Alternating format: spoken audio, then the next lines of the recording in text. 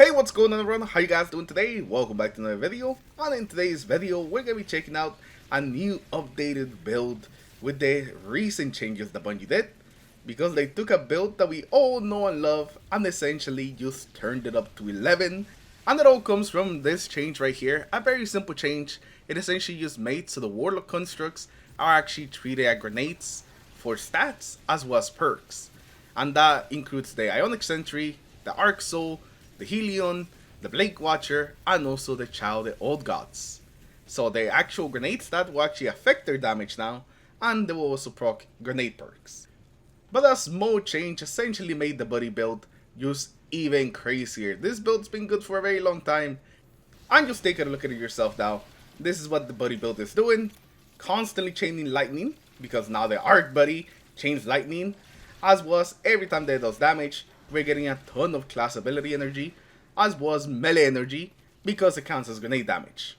So, if anything has to do with grenades, now the buddies are able to proc them, and essentially it just made the build even better. But we're going to be going over this updated version to make the most out of it, and basically so you can just go on AFK and things, and just have the buddies kill everything for you. So, hopefully you guys enjoyed today's video, and if you do, remember to leave a like and subscribe to the channel in case you guys haven't already for some more videos.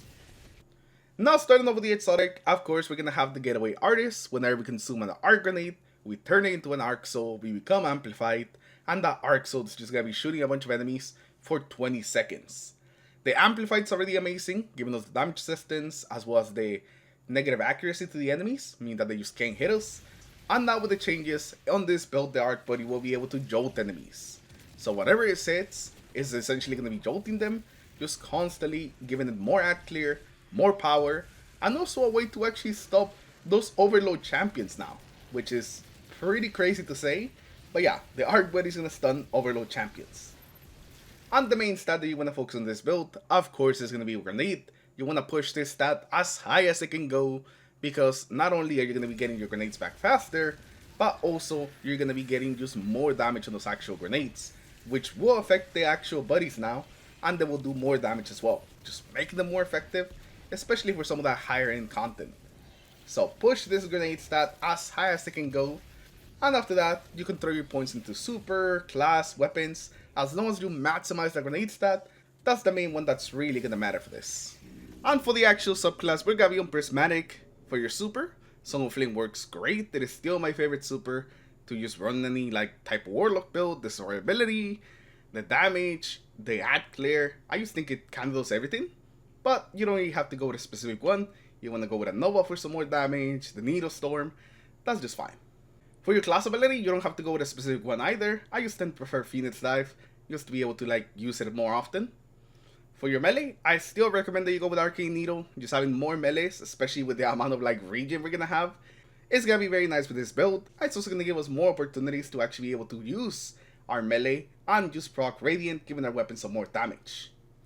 For the grenade, of course we have to be on the Storm Grenade. Without it, our build just doesn't work, because our exotic just won't do anything. Now for the aspects, we're gonna be on Feed the Void, as well as Bleak Watcher. Bleak Watcher makes it so we can actually spawn that turret, whether we consume our grenade to get the Arc Buddy, so we both get the Arc Buddy, as well as the Stasis turret. And then Feed the Void is just to keep us alive. Every time that we get a kill, it's gonna activate our Devour, and whenever we get kills with Devour active, we're gonna heal, as well as get a bunch of grenade energy, so we can keep putting more turrets out there and refreshing our Arc Buddy timer. This is just so good for staying alive. I also tried it with the Helion, since the Helion also works just like the Stasis turret, but I just kinda like the Stasis turret version of it a little bit more. But if you wanna experiment with the Helion, you're welcome to. Not too many things are gonna change. The fragments, you can pretty much keep them the same and have a pretty similar result. And lastly, for the fragments, they're very similar, except for a certain one that we just couldn't utilize before. Now the first one's gonna be the Facet of Sacrifice. Whenever we have an Arc, Soul, or Void buff, any ability Final Blows give us bonus Darkness Transcendence energy. This one just makes it so we can reach that Transcendence a little bit easier. And since we're always gonna have Devour and Amplified, it means that this thing is essentially always taking effect, always letting us get more class ability energy. Overall, just so we can charge our Transcendence faster, and so we can actually activate it a lot more often. And it also gives a nice bump to our grenade stat, +10, so that's pretty nice as well. And the next one is the new one, essentially, the one that we just couldn't use before because we never really used our grenade and the arc buddy just didn't count as the grenade. But it's the faceted dominance. This is gonna let our void grenades weaken enemies and our arc grenades jolt targets. And this is what gives the arc buddy the ability to use jolt anything that hits. And it is really crazy with the arc buddy.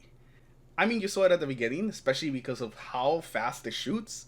You're just constantly jolting enemies, and since you're also jolting enemies, you're gonna be stunning those overload champions. And it also is gonna add more damage and more ad clear, just because jolting.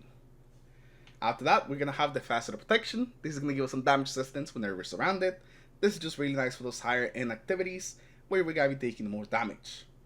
And lastly, we're gonna have the faceted dawn. Every time they hit something with our power melee, we'll get radiant, allowing us to do some more damage with our weapons. This one's pretty nice, especially with all the melees we're gonna be having. We can just throw this out there and just get radiant whenever you want. Now for the weapons, you don't have to go with anything specific because it is a very ability heavy build and we're mostly gonna be using our abilities. But I just recommend that you go with basically weapons that are gonna be able to deal with the champions in the activity that you're doing. Although finally the Soldier is pretty nice, since it does let you have another turret out in the field, but I know not everyone really has this weapon. Or any weapons that benefit from grenade kills or ability kills, since we're going to be getting tons of those with the Arc Buddy and the Stasis Turret. For the artifact, we don't really have too many things that are going to help us. The build is just good on its own, but you do have Shield Crush, you have Elemental Overdrive, although Elemental Overdrive won't apply all the time. Basically mostly works with stasis or arc weapons. Cauterized Darkness is pretty good if you have some solar weapons because you're going to be applying a bunch of stasis with your turret. And then Elemental Daze is one that just kind of works with everything. You always want to have Elemental Daze, so whenever you stun champions, it just makes a bigger explosion that matches whatever you stun that champion with. Refresh Threads gives you even more ability energy, so you can spam more abilities, as was Elemental Benevolence, giving you more class ability energy when you give your teammates elemental buffs. And lastly, let's take a look at the armor mods that we're running. For the helmet, we're going to have Ashes to Assets, as well as Heavy Ammo Finder. You can also switch to Special Ammo Finder if you're using your special ammo just a lot more often. This kind of depends on like how much you're using your special and your heavy. But you definitely want Ashes to Assets because this procs from both of the turrets, so now you get some more super energy. And then lastly, you could go with a Harmonic Siphon if you do have a solar weapon, and if not, I think you could also go for a Kinetic Siphon if you're using your kinetic weapon a little more. For the gauntlets, you want to have Momentum Transfer as well as Bolstering Detonation, so whenever your turrets do damage, you're going to be getting back some class ability and some melee energy. These ones are basically always going, always giving you back ability energy back, always letting you have just tons and tons of free ability energy. And lastly, if you haven't hit 200 grenade, just throw in a grenade font so you can push to the 200. This is the way that I'm getting 200 since I could only get 184. For your chest piece, this is the one that matters the least, but we basically just have survivability here, concussive dampener, sniper resistance, as well as harmonic resistance. For your boots, we have Absolution, Better Already, and Stacks on Stacks. Stacks on Stacks is so we can always keep with the grenade font. And lastly, we're going to have Distribution, Reaper, as well as Powerful Attraction.